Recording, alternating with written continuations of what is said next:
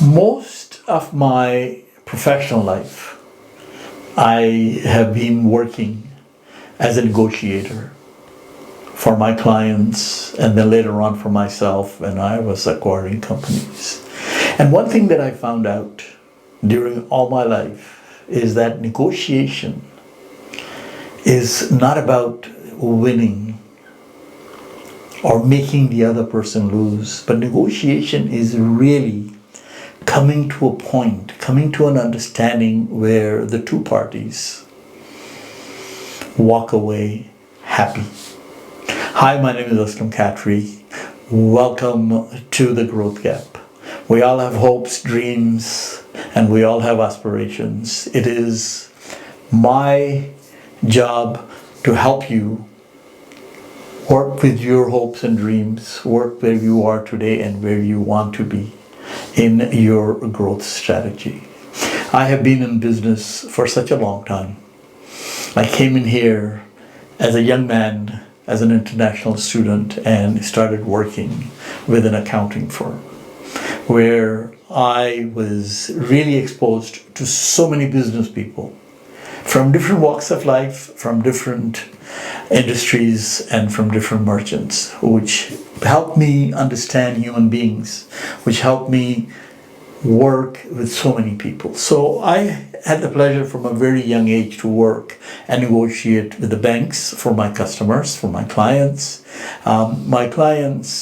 suppliers, my clients' customers, and even many times I was able to help out the court cases where the judge had said, okay, you two parties have to sit outside and make a negotiation. So I have been very much involved in a lot of negotiations, including some not so great, which were in the cases of divorce. But nevertheless, I've always been involved in negotiations, and I found this is a great time to talk about it and as to what makes a great negotiation. Now, again, these are not rules, these are certain principles that I always followed, and I felt that these principles, when followed, can really lead to a great negotiation, to a great agreement on where all the parties walk out satisfied, because that's what negotiation is all about. That's what agreements are all about, is where one person is giving something for something else that they're receiving. So here are my 4 principles that I have always believed are very, very important. So the very first one that I feel is that you have to very first have to decide as what is that you want out of this negotiation. Whatever it is, whether you're talking to your child, whether you're talking to a senior, whether you're talking to your employer, whether you're talking to acquiring a company, or whether you're talking to buy a product, the question is, what is that you want out of that particular deal? What do you want out of that particular negotiation? Unless and until you know that, you're truly like a ship without a compass. You'll be just sinking. You'll be just going around, but you will not have where you want to be. So first thing you have to do is really sit down, do your own homework, and decide as to what is it that you have to do to get to where you want to get to in this particular negotiation. A lot of people forget that, and what happens is then you just go in a complete circle, and that circle just keeps on going because nobody realizes where you want to be. For instance, if you want to buy a sports car, you're not going to go to a truck dealer. So that's just one of the examples. But first and foremost, before doing any deal, you must have what is in your mind, where you want to be. Now, Dr. William Ray has suggested what is your batna, which is what is your better alternative to that negotiated agreement. In other words, wouldn't it be nice to say, okay, this is what I want, this is what I'm prepared to do for it, but even though I think I'm going to get into negotiations with these people, whoever they are, if it really doesn't go, what is my alternative? What's my better alternative to that? So that is what you need to prepare before you take any step to get into any negotiation. Because if you don't know what you want, if you don't know what your alternatives are, then basically you shouldn't be sitting at any negotiation table. So that's the first thing. The first thing is to let yourself know as to what your criteria for this deal are. What is that you want to do? The second one for me has always been the good faith. Because if you are not dealing in good faith, and I think that's something that could be put out to the table, and many times you even know by the reputation of the other person if these people are in good faith or they are not. I mean, there has been many times where we have worked with acquiring a company, for instance, where we have all agreed to certain terms, we shook hands on it, and when we went to paper it, it came back that other party did not want to go any further with it, which truly shows either their lack of understanding or lack of good faith. So very clearly we have to set the parameters. Very clearly you have to set that you're in good faith and that you expect the other party to be in good faith. Because if you or the other party is not good faith, then nothing will happen. Because what that happens is just waste of everybody's time. I'll give you an example, and it's a little bit of a tough example, but that's the life.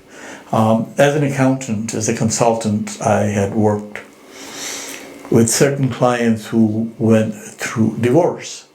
And in the divorce, more than a financial deal, there is a hurt. And there's a hurt on both parties. So what happens is they forget about as to what really they want as a bottom line. But they go chasing it so that other people, that the other party gets hurt. Now, that is such a waste of time, because what happens is then I'm going to show him or I'm going to show her how we are going to negotiate and push them to the corner. So you can push to the corner and you can even get a judgment or you can even get an agreement. But pushing to the corner where there's nothing on the other side, then what you've done is you really haven't negotiated. So you haven't negotiated in good faith, and you haven't negotiated in wanting what you want, because all you were looking for is some kind of a revenge. So it's very important to understand that what is the negotiation is going on. So just now as we talk, I'm going through a situation where somebody very close to me is having some difficulties, and the first thing in their mind goes to say, okay, let the other spouse pay me more money than he can afford. But already all you're doing is wasting your time, because the other party is going to defend as much as possible and you're going to push. So what you've done is now you've wasted a great amount of time just chasing something that doesn't exist.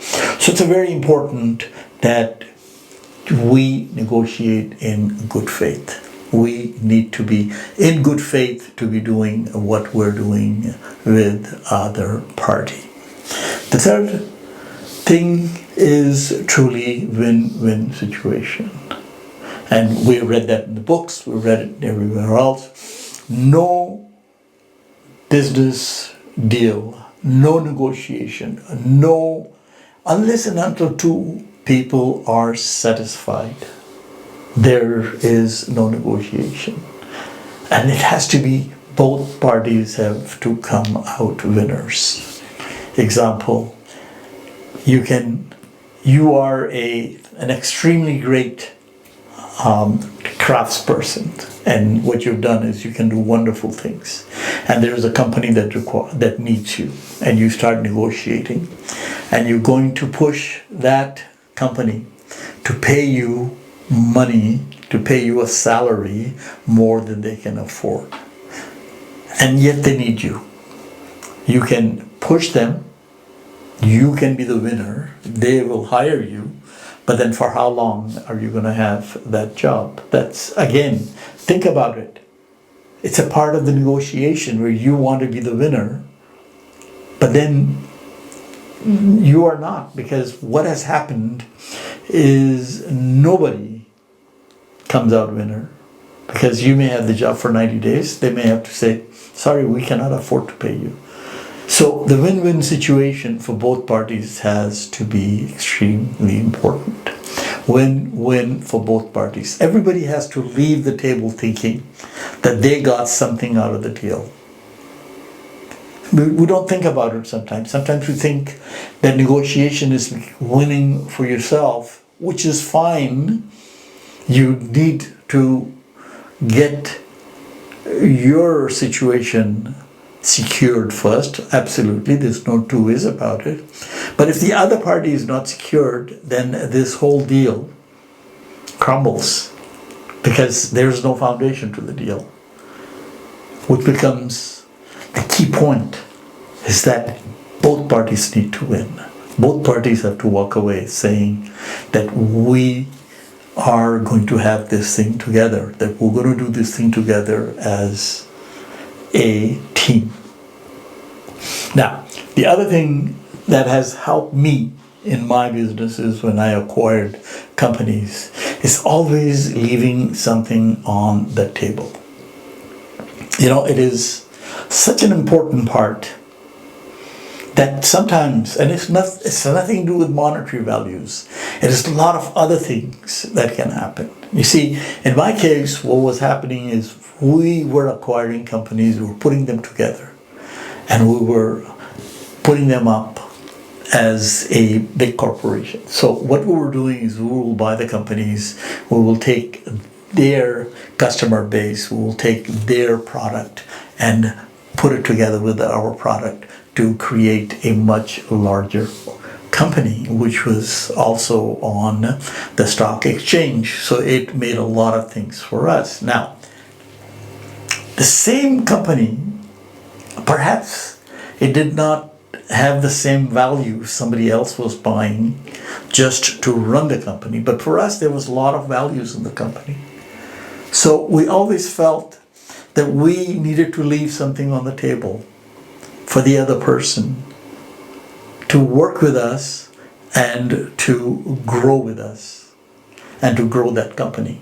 So always leaving something on the table, always leaving something for the other person, always leaving someone's choices, and that not necessarily has to be money. There were companies where the owners wanted to retire but wanted to make sure that their children will have the job at the company for the next 5 years or for the next 3 years. And even though perhaps we didn't want them, we gave them some kind of a consulting job, or in themselves, an owner decided that they want to retire but still want to have some kind of a connection. So they needed some kind of a connection with the company. So we either give them a directorship. There's so many ways you can do that you leave something on the table for the other person. And that is very important in any negotiation. And the final one really is giving another person dignity, working with understanding what other people are talking about. You see, negotiation is one of the things where we all get very excited because you're in a situation where if you're talking about a deal, it gets heated. Everybody, but you don't understand my point, and the other person says, you do not understand my point. But really, if we can sit back with dignity, giving the dignity to the other person, and think and listen and give the integrity, with the integrity, then deals becomes much easier. Most of the time, people who are, for instance, selling a company, they're already feeling the pressure. They're feeling the pressure, and if you're an acquirer, that means you're coming in with the money. And so the people are already feeling the pressure that they are dealing with people who are more experienced. They are people who have more understanding, and it becomes very difficult.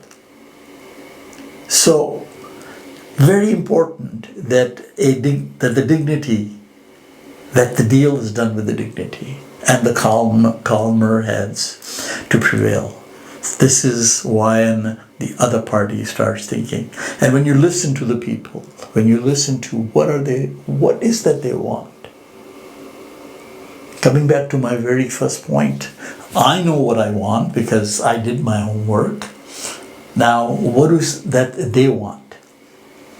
And if we know what I want and what they want, then it's just a question of saying, okay, what is that we're going to leave on the table? What is going to be the win-win situation for both of us? And that's what makes a great negotiation. So any negotiation, acquiring the companies, buying anything, whatever that you want to do in your life, negotiating with the children, negotiating with your own teammates, everything requires dignity. Everything requires a definite plan as to what is that we need. If you tell me what you want, and if I tell you what I want, now we can negotiate. Because there's always something that I can give you and you can give me the other point. You know, you're working with your employer, perhaps you need 4 weeks vacation. What are you giving for that 4 weeks vacation? It becomes a question. So, in my mind, and always been, negotiation has to be, two parties have to come together with all the dignity, with every right thing. And that's when you discuss. That's when a good deal, a deal that has got a sound foundation that can go on for a long time. So this was a very simple, very simple rule, or very simple principles. The rest could be filled. Rest could be done with the lawyers. Rest could be done with going to register a deal. But first, you have to have these principles. If you go with these principles, you will always have a great deal where everybody will be satisfied. So, if you think you know somebody who needs to hear this, please send it to them. Please subscribe to my channel. Till next time, I'm Aslam Khatri, wishing you a great negotiation.